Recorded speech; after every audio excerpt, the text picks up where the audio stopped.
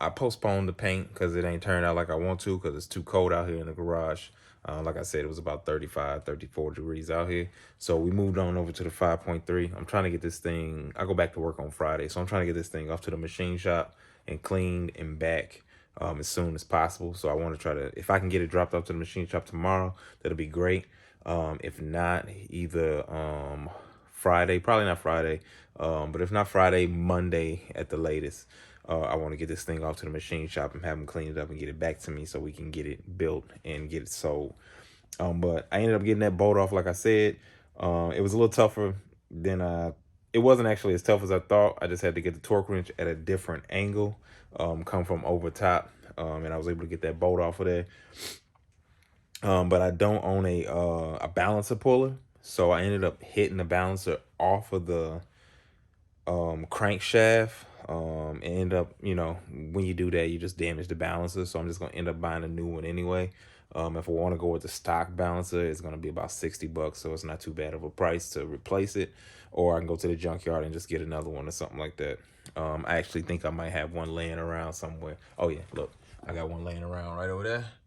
Balancer there. So I mean, I can just use that one, get that cleaned up, powder coated, and get that one cleaned up, and it'll be good. So balancers aren't too hard to come from because I probably won't use that balancer on my 6.0. I'll probably go somewhere different. But yeah, whoever had this motor though, they ran it till it was ran. I'm telling you. More than likely the oil pump went bad is what it looks like. And then, like I said earlier, man, they just burnt this baby. They just burnt it. It probably was leaking oil, and they was just like, forget it. We just gonna let it ride. So we're gonna get a new oil pump, better oil pump, probably a Millen oil pump, Millen oil pump, one of those. This right here, this the crank. As you can see, I'm telling you, boy, they baked this boy. Look how the oil is just baked on there. Plus, they said it had been sitting for probably a year or so. So I mean, this comes from it sitting, but still, that's that blackness, that carbon on there is just caked on. Plus, this is a three bolt cam, which most cams that I've seen come out of truck motors were one bolt cams. So that's a little different for me, that I've seen. And then this is the inside, as you can see, just oil just caked up. But once we get this boy off to the machine shop, you'll definitely see this boy gonna be looking brand new. We'll probably get it powder coated on the outside black. And then get all the goods on there, get new everything on there. And this the crank. So next step is to get these bolts out of the main caps here. We got four bolts to hold the main cap in, and then two bolts on each side, one bolt on each side of each main cap. So that's like 6 bolts all together for one cap.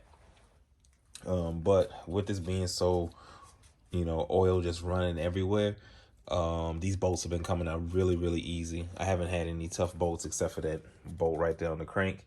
But every other bolt on this thing has come out like butter. And that's probably thanks to all this extra oil that's everywhere on these bolts. But yeah, so get the crank out, get the flywheel off of there. And I think that's it. I already got all the pistons out of there. All the piston cylinders look really, really good. There's just trash down in there, if you can see it.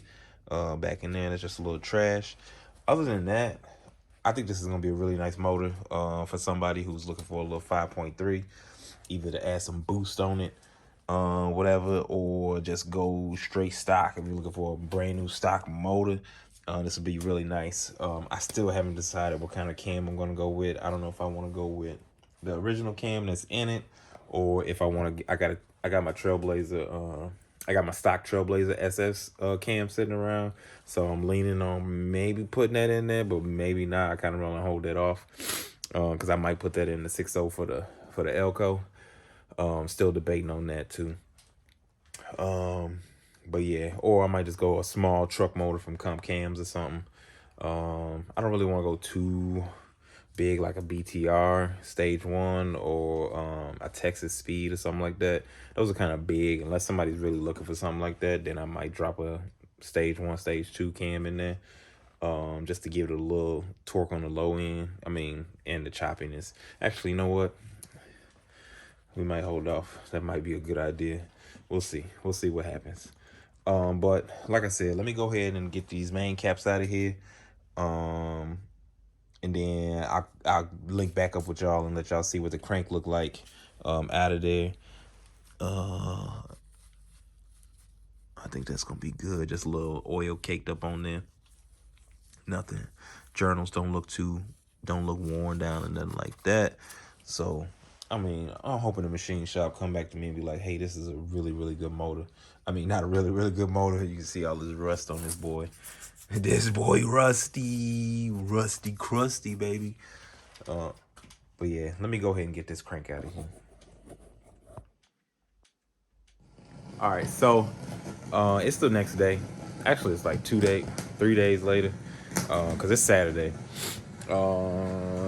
So I got paint on here. The paint I was using, that Duplicolor that I got from AutoZone was trash. The nozzle on it is trash. I don't know if it's because it's cold or if it's just trash nozzle, but it wasn't spraying like it didn't spray like a regular spray can. It came out like Jetstream. So I scratched that. I didn't have time to go back to AutoZone and get another can of paint. I had some black here. I just used Rust-Oleum. Says it works on plastic, so I used this on the grills for the G8. I'll show y'all what they look like in a second. Oh man, I got a couple runs, got some runs on there. I might have to sand it down and redo it. But anyway, I used the Rust-Oleum black on them. Got them primed up. The primer came out good, but that black Duplicolor, it's trim and bumper paint, which I thought would be good because this is plastic. Most bumpers are plastic, so I thought would be good, but it wasn't. So the nozzle was trash. Went and got the Rust-Oleum, did the Rust-Oleum black on them, and it actually looks really good. It's still drying. It's still cold. It's about 30 degrees today. It's a little warmer in the garage though today, so but they're drying good. They're gonna dry overnight anyway, so but I'll let y'all see what they look like now. As you can see, those are the trim pieces that were chrome. Here's one that's primer gray right now. It's drying. This one had already dried, so we let this sit, and then there go the grills right there. Those are black. I primed those the other day. One of them was already painted black pretty much. Actually, hold on. Let me turn this radio off. Too much static. All right, there we go. Radio's giving me issues. But those were kind of black already from the Duplicolor paint. So I just hit them with the Rust-Oleum to make sure they were good. But they do look real good. Now, as I said, they're drying at the moment. So we'll see what happens, what they look like tomorrow morning on that. So, but yeah, they came out pretty good. I think so. But we'll see on that one in the morning. If the run is really bad, I'm gonna have to resand it and re-primer it and then repaint it. But I do like it. But back to the 5.3. Like I said, it's been 2 days. I still haven't got the crank out like I told y'all I was. It's not giving me trouble. What the trouble is that I'm not prepared for what I need to be prepared for. I don't have the right engine lift plate for LS's for some reason. I thought it worked, but it doesn't work. The holes don't line up right. So I'm gonna have to go get me a new plate for lifting LS motors. I got this one, but the holes just don't match up. Only 2 of the holes match up, and I don't want to risk putting too much weight on only 2 bolts with the lift plate for the block, and then end up breaking either a bolt, a screw, or something like that. and the block falling. Because this is a cast iron block. Cast iron blocks are really, really heavy. If it was an aluminum block, I could pull this thing out of this engine stand with no ease. Like my LS2 was really light with no heads and no pistons and stuff on it. It was really light. These cast iron blocks are like lifting an aluminum block with heads and everything on it by themselves. They weigh like 250 pounds, and lifting that out the back, lifting this off of there and pulling it out is a total pain by yourself. But the crank is still in there, as you guys can see. There. The reason I need to take it off the engine block is because I didn't take the flywheel off before putting it on the engine stand. Stupid move for me. So I can't get the back oil cover off, so the crank is stuck in there. Plus that flywheel's attached to the crank itself anyway, so that's not gonna work. So now I'm stuck for another day, maybe 2 days. Yeah, another 2 days I'm gonna be stuck with the crank sitting in the block because I can't. Actually, you know what? O'Reilly's, they might have a engine lift plate, so I might go look tomorrow. Actually, I'll look online tonight for AutoZone, see if they might have one. I got a gift card I still got that gift card for AutoZone, so I can use that if they got one. If they got one in stock, hopefully. If they don't, I'm gonna have to wait till Monday and go to Speed Pro, Speed Pro, whatever I'll put the name of the place that's where I live that sells a bunch of LS parts, a bunch of 350 Chevy parts, aftermarket parts, that is, for building race cars and everything like that. That's where I didn't get that lift plate from there. I bought that from a car show, actually. That's probably why it doesn't match up. But I've got some other things from them. So they sell a bunch of stuff locally, but they're only open Monday through Friday. That's the bad part. I wish auto parts stores were open every day of the week until like 11 p.m. Make my life so much better. I'd ride over there right now to go get a part. But yeah, so I'm gonna be stuck for another 2 days, waiting to get the crank out. So that's gonna push me back from getting that block to the machine shop. So yeah, I guess that's where I'm at. This is procrastination, I guess, or not being prepared and knowing what I need.